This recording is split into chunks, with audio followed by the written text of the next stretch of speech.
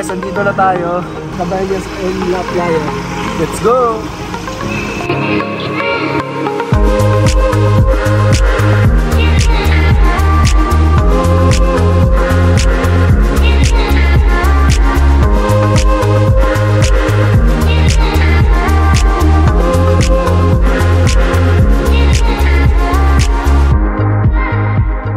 What's up guys? So andito na tayo sa Cabañas en La Playa. Makikita nyo lang to guys dito sa may bandang Suba, sa may bandang Tabunan. Napaka-peaceful ng area, napakaganda, napakalinis.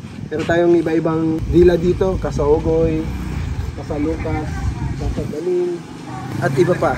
Kung gusto nyo pumunta dito, baka gusto nyo mag-relax, pumunta na kayo dito. This is the best place to unwind. Let's go!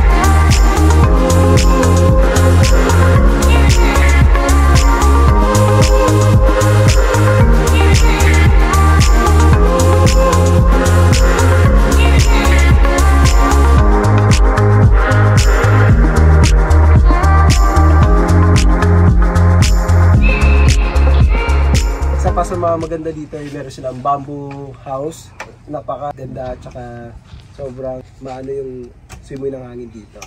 Makikita mo andun na yung breakwater tsaka yung Bisukay Island. Ayan, at saka pwede ka na rin mag-swimming dyan sa labas. Ayun, tsaka napakalinis. Yun yung isa sa mga nakita ko maganda dito.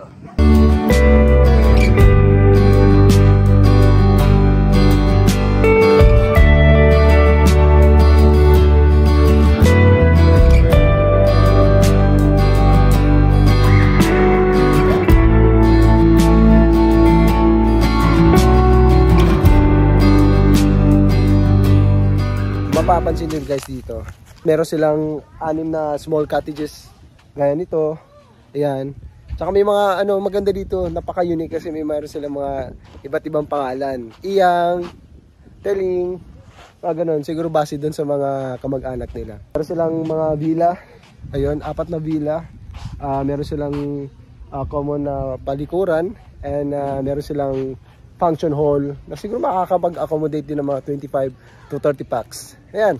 And kung gusto niyo naman pumunta dito, yung entrance fee nila, I think it's around 10 peso. Ayan. Pero okay na yun, 10 peso per head. And yung pwesto na ganun, I think 150 pesos. Ayan. Tsaka pwede ka na rin magduyan kasi sobrang ganda.